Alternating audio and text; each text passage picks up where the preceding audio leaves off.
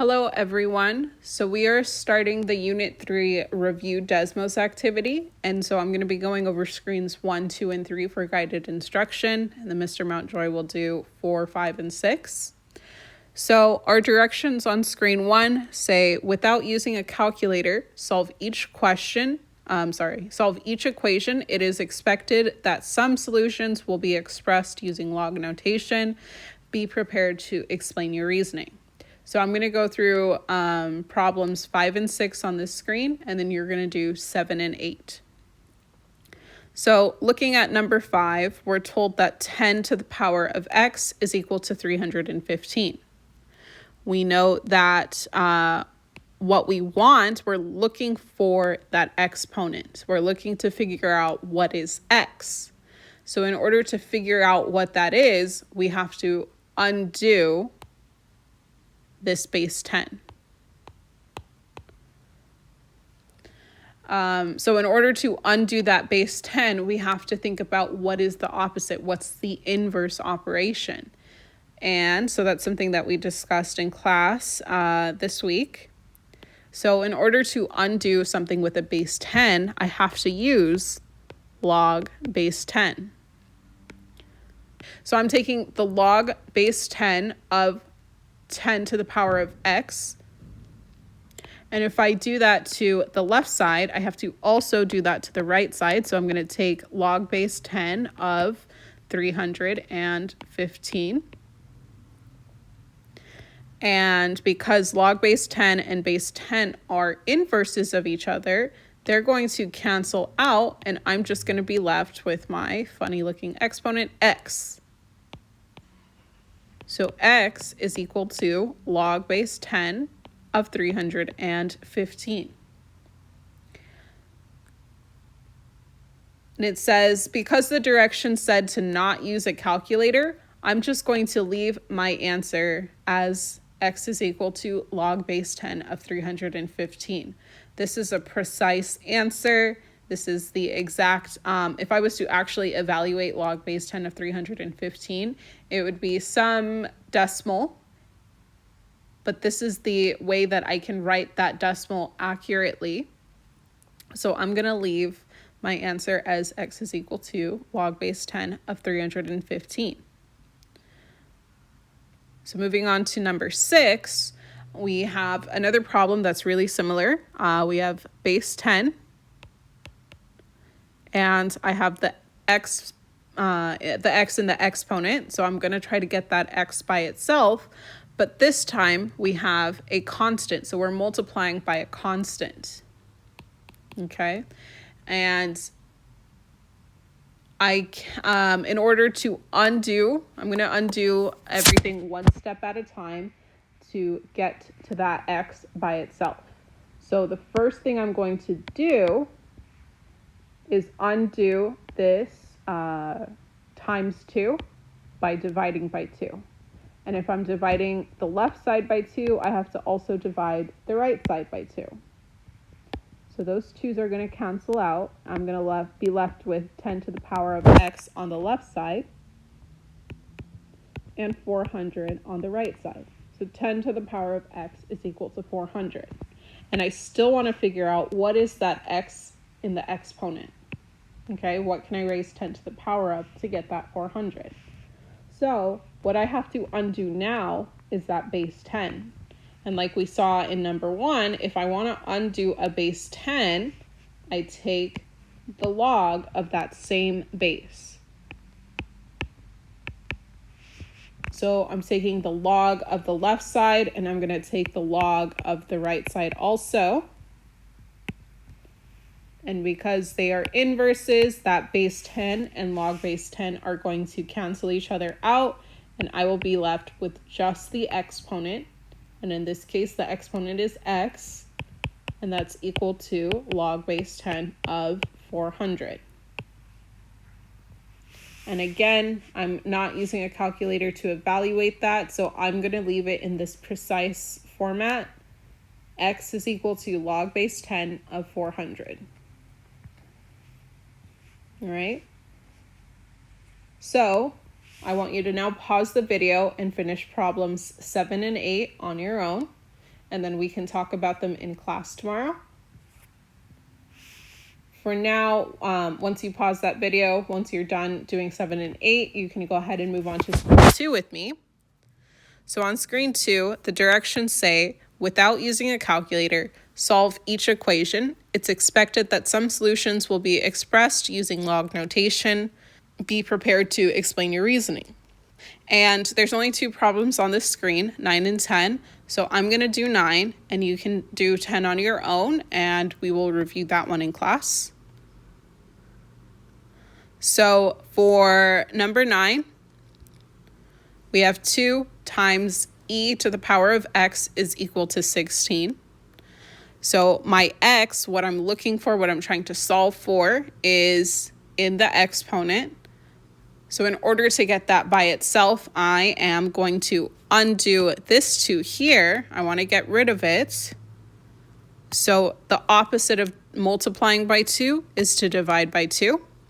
And if I'm dividing the left side by 2, I have to also divide the right side by 2. These 2's over here will cancel out. I'll be left with e to the power of x is equal to 8. It's kind of funny looking. There we go, 8. And this is something that we also discussed in class this week. Log base e is written as ln. Let me do my cursive L, because ln is standing for the natural log. We use log base e so often that it has its own special name, its own special notation. So, and the reason I'm pointing that out is because if we look here, my base is e.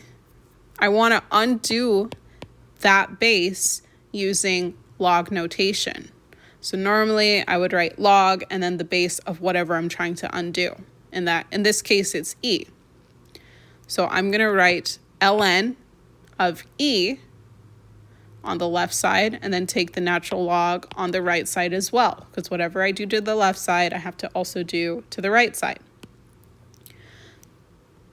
So ln, the natural log, and e, those 2 things are going to cancel out because they are inverses. So all I'm going to be left with is the x on the left side, and then ln of 8 on the right side. And this is my final answer for number 9. That ln of 8 is a precise answer, so I'm going to leave it that way. Okay, so you can now pause the video and do problem 10 on your own, and then we can discuss it tomorrow in class. And then on screen 3, we have just one question. Explain why the natural log of 1 is equal to 0. And there's a couple different ways of looking at this or thinking of it. So I'm given this equation in the logarithmic format. And I'm actually going to rewrite it in the exponential format for just a second, just so we can see what is it saying. So my base is e, my exponent is 0, and it is equal to 1. We're raising e to the power of 0. And I want you to remember that this is an exponential rule. Any number, if it's raised to 0, we're going to get 1. So remember that e is 2.718. So if we raise 2.718 to the power of 0, we're going to get 1.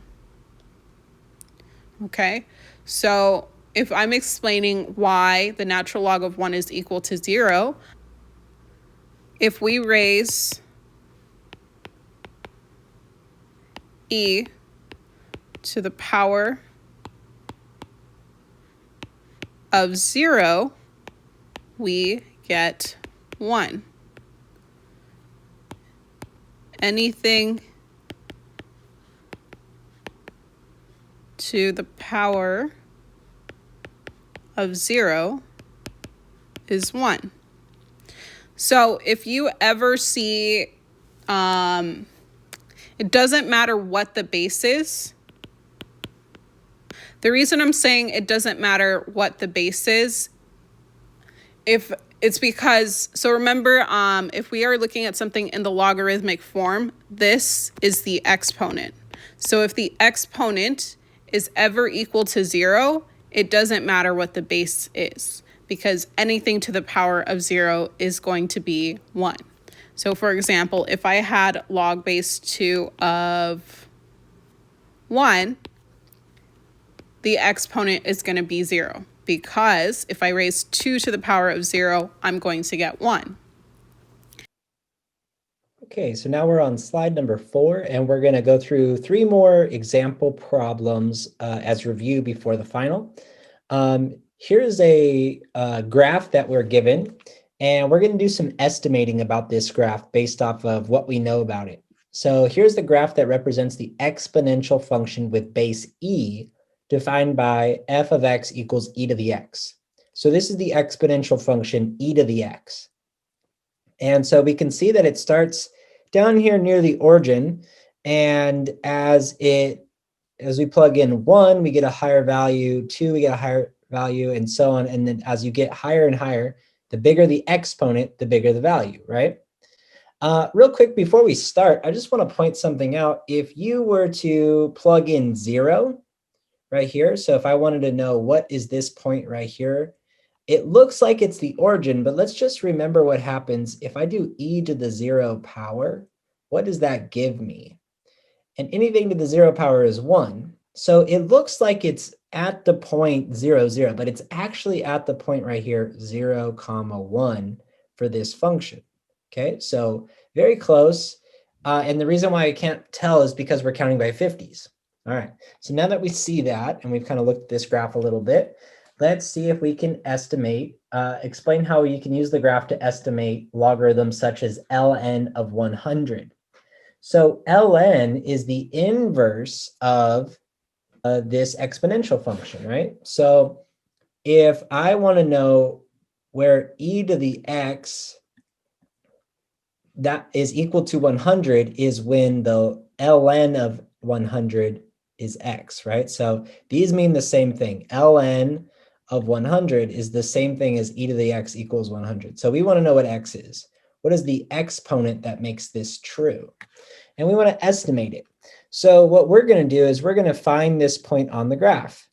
Remember that this is not the function ln of x, it's the function e of x. So the reciprocal of this would be the ln of x. So if I find 100, right, I want to know which exponent gives me 100. So I'm going to go across 100 until I hit my function. So I'm going to go straight from 100 over until I run into the function e of x, and it happens right there. And so I'm going to estimate where this is happening. So the point I'm looking for is where the function is 100, and I want to know what x value is that. So this point right here is the one I want. So what are the coordinates? Well, the coordinates are, it looks like about 4.5, right? 4.5, we're in between 4 and 5 right here, and then that gives us 100 as our answer. So how did we find this? To estimate ln of 100, we can find the point on the graph of e raised to the x power equal to 100. Since let's call it e of x, or e to the x, is the inverse of ln of x. Okay. And then we should, so that's how we would do this. We're going to use the point where e of x equals 100. Okay, so we're looking for the spot for the point on the graph. Something, comma, 100 is what we're looking for. Oops. There we go. So we're looking for that point on the graph. And that will represent our ln of 100. So use the graph to estimate it. Well, we've already done that. So we could say ln of x, or of 100, is approximately 4.5.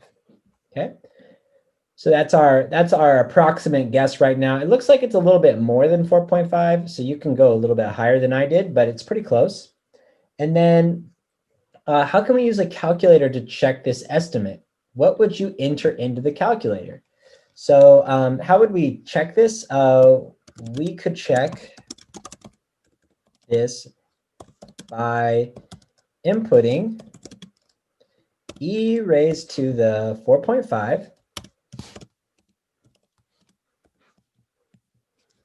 or we could